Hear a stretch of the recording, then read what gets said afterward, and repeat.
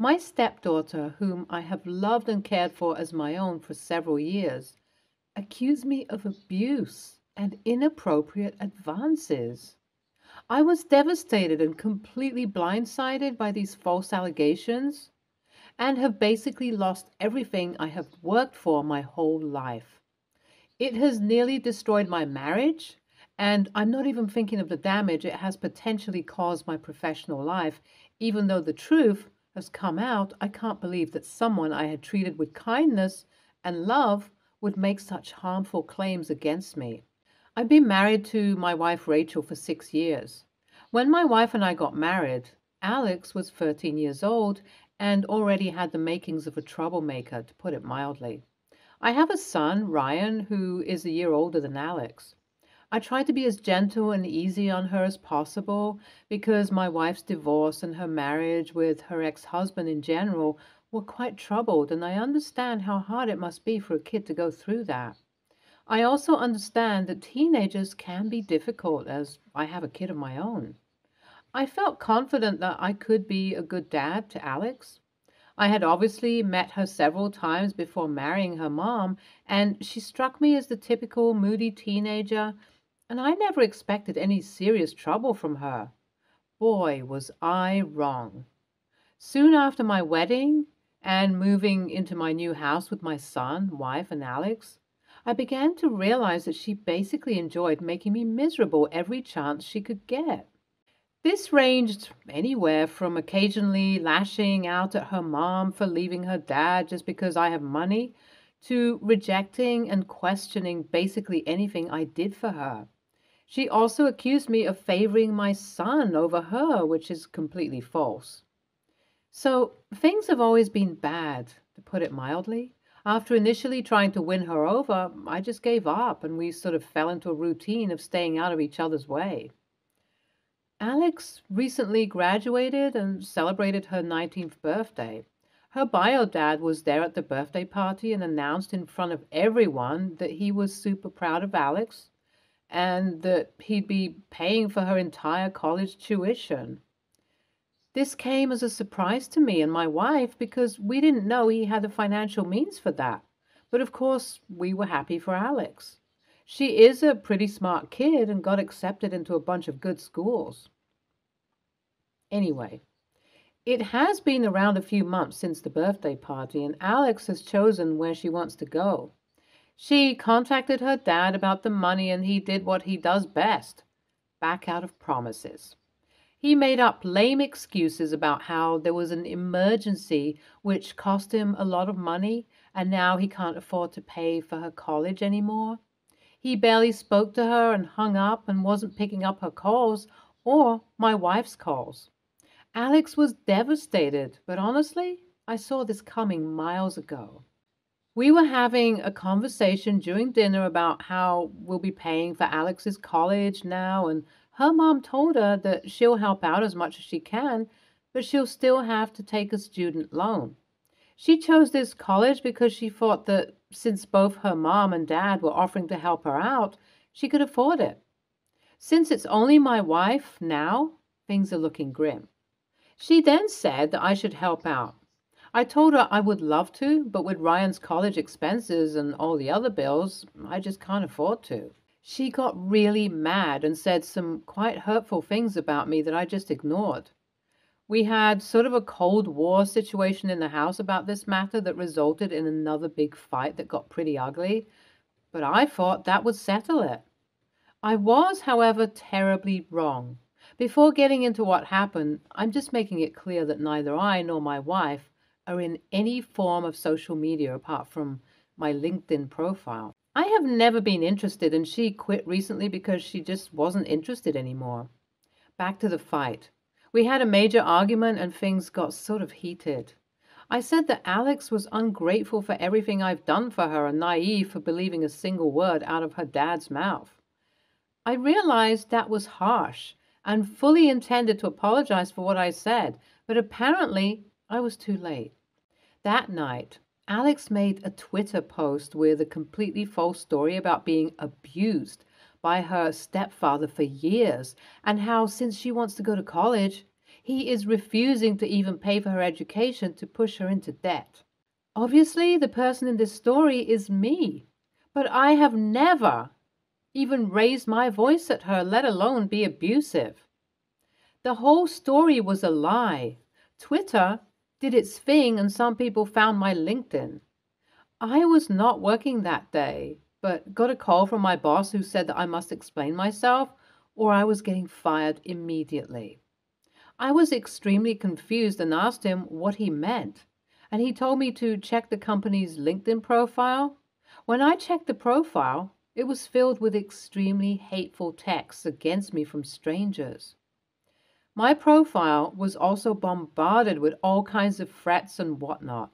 I panicked and looked into what happened and found Twitter. I just completely lost my mind. I immediately called my wife, she was at work, and asked her to come back. The moment she was back, we confronted Alex. I told her that what she did was extremely serious and I can get fired from my job. She said that I should have thought of that before being mean to her and said that was verbal abuse. I was just shocked. I couldn't even say anything. Her mom got really mad at her though and told her that she needs to take down the post immediately and make a new post saying whatever she said was a lie, but she refused. In the beginning, I tried to reason with her, hoping to find a resolution and clear up any misunderstandings. I begged her to consider the consequences of her actions and the impact they would have on our family. Unfortunately, my attempts at reconciliation were met with stubbornness and a refusal to acknowledge the truth. That's when things got really bad. It was around 8 p.m. and I heard the doorbell. I checked the security cam and there were 2 police officers at the door. I cannot begin to describe my fear of that. I got to the door and one of the officers asked if I was my name, and I said yes. He then said that they had gotten a call about parental abuse and needed to take me into questioning.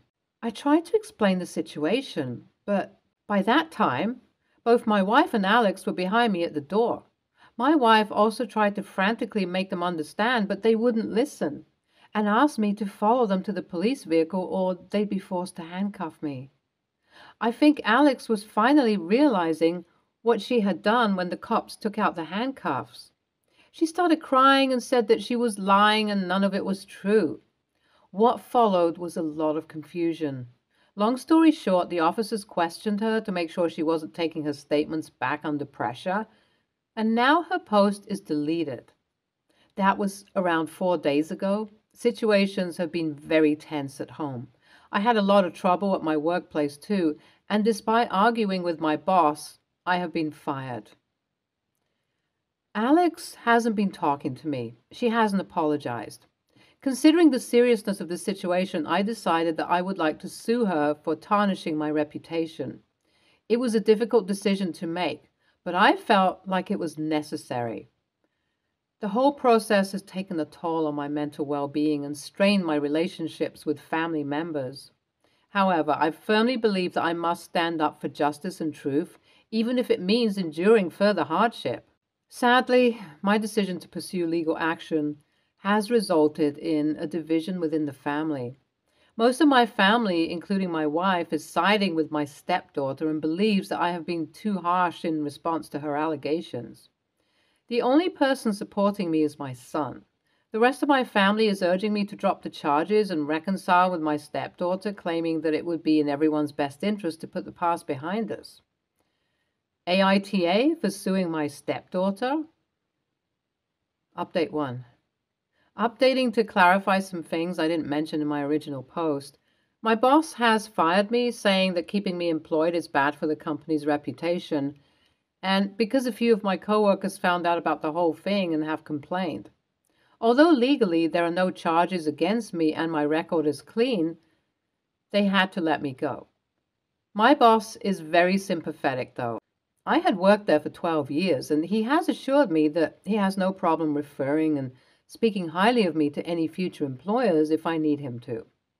I work in construction, and I know that it won't be impossible for me to get a new job, but it's a small town, and I'm sure many people know about the whole spectacle, and it won't be easy either. Update 2. I cannot believe I'm writing this, but my wife and I have separated. We've been having a very difficult time processing everything that has happened, and she told me that if I choose to go forward with the lawsuit, she can't be with me. She has moved out with Alex, and they're currently living with my wife's older sister and her family. I don't know if we'll be getting a divorce yet. I love my wife and don't want that to happen at all, but at the same time, I feel this is something I need to do for myself and that I should stick to what I believe in. Update 3. I've decided to go forward with the lawsuit. I have a team of good lawyers. We've got the date for our first hearing. Hopefully, things will go well. Thanks for sticking by and all your support. I truly appreciate it. NTA, what she did is horrendous, and she is not a kid. She is literally 19 and not 9, so she understands that her actions have consequences. NTA, what she did was extremely serious, and she deserves to face serious consequences. Even if you didn't lose your job, it is still something that has affected you emotionally and impacted your image negatively. I'm sorry your family isn't being supportive, although I get their perspective as well. But I believe you should pursue this issue however it seems fair to you. And if you think suing your stepdaughter is the way to go, then you should go ahead with it. Next story. I, 14, female, have many things wrong with me. The main focus of this story, however, is my allergy to tree nuts and my autism. My sister, female, 11, recently had her birthday party. She made a decision to have a cake that contains tree nuts. She's very aware of my allergy. Being 3 years older than everyone at the party meant I was just kind of standing around with the occasional interaction or activity. I was standing on the porch watching everyone out in the yard when suddenly I see my sister and her friend sneak around the side of the house. Curious as to what was going on, I went inside to peer through the window so I could see them. Going inside was my biggest mistake. I make my way towards the window, which happened to be inside the kitchen. I lean up against the counter to look out the window when I hear something from behind me. "Hey, OP!" I turned around and was quickly met with cake being flung in my face and all the girls exploding into laughter. I wiped the cake off my face and frantically start trying to wash it off my face and clothes in the sink.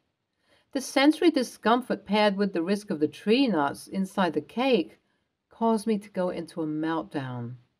I finally got the icing off my face and I started crying. The adults who had realized the absence of children came inside searching for us and saw the situation. My mom picks me up by my sleeve off the floor I crouched down onto and yanked me into the bathroom and locked the door. She began to do that whisper scream thing parents do when they're angry at you, and she told me I was a major a-hole for ruining my sister's cake and stealing her attention. Still being in a state of meltdown, I couldn't speak. All I could do was cry. I will not speak of what happened next. Assume as you please. Nothing physical, just don't want to repeat those things. I made my way back inside to the party, still upset about my now dirty clothing, and I was met with my sister and her friends berating me for ruining her party and making it all about me. Still being vulnerable from the recent meltdown, I was visibly about to cry. I don't remember what happened next, but I can only assume it was bad. It's been 2 weeks since the party, and all sorts of people are telling me I'm an a-hole. They say I'm dramatic and I was fine since I didn't have a reaction to the cake. I'm not even meant to be typing this because I'm grounded for making my sister suffer. I feel like an a-hole even though I can't see what I did wrong. I feel awful for taking away the spotlight from my sister at her own party.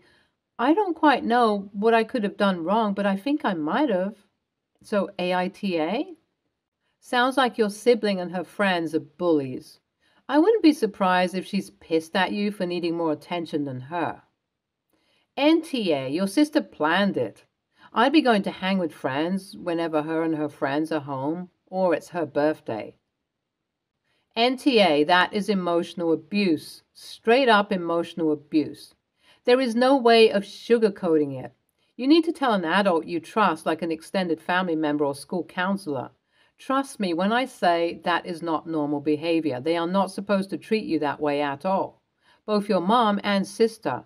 No matter what they say, no matter how they say it, it's abuse. Please, please, please talk to a trusted adult about what happened. Ignoring a child in distress regarding anaphylactic shock is child neglect. I can't stress this enough. You did nothing wrong. Your mother is being irresponsible and abusive, and your sister is undisciplined. Please seek help. Next story. I'm divorced, but I have primary custody of my 3 kids, 16, 12, and 8. Last week I took them all to the zoo, and it was mostly a good experience. The 2 younger kids especially liked it, but my oldest isn't very fond of animals. We passed a zookeeper working hard cleaning a giraffe exhibit, and to my surprise, my 16-year-old son pointed and said to his brother, "That's why you do good in school, I guess, or you end up scooping poop for a job." He said it loud, too. The keeper and nearby guests surely heard. I was very embarrassed. I quickly led them away and left the zoo soon after and asked him where he learned to talk like that. I said, "That's not even true. Don't many of them have master's degrees and higher?" But he said he thinks it's gross menial work for people who don't want to work with their intellect. And anyone could do it. Referencing enclosure cleaning, I assume. I was pretty appalled by how he's learned to look down on manual labor, but particularly zookeeping because, as I understand, it's not even easy. Sure, it's manual labor, but I don't think I could do what those zookeepers do every day. I gag from our cat's litter box alone.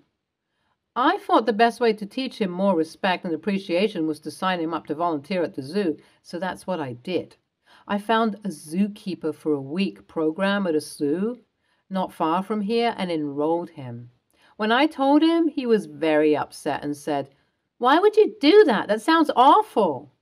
I told him I thought he'd said it was easy, so surely just 1 week wouldn't hurt. But he said, "Yeah, cleaning up messes is easy, in that anyone can do it, but that doesn't mean I want to." His father thinks this was too harsh when he found out. I'm guessing some of his sentiments may be influencing these attitudes, but I decided to stick with it. AITA?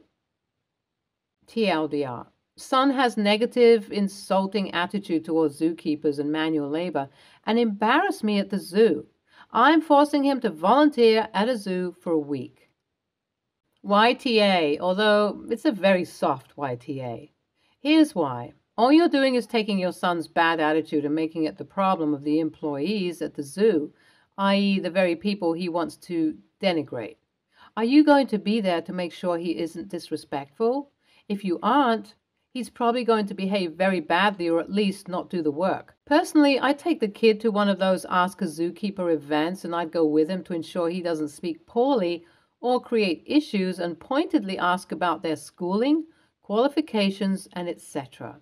I think your attitude is absolutely correct, but I also think when we punish or correct children, we have to make sure not to essentially foist them onto someone else, especially if that someone else is someone they will not respect or will be belligerent to.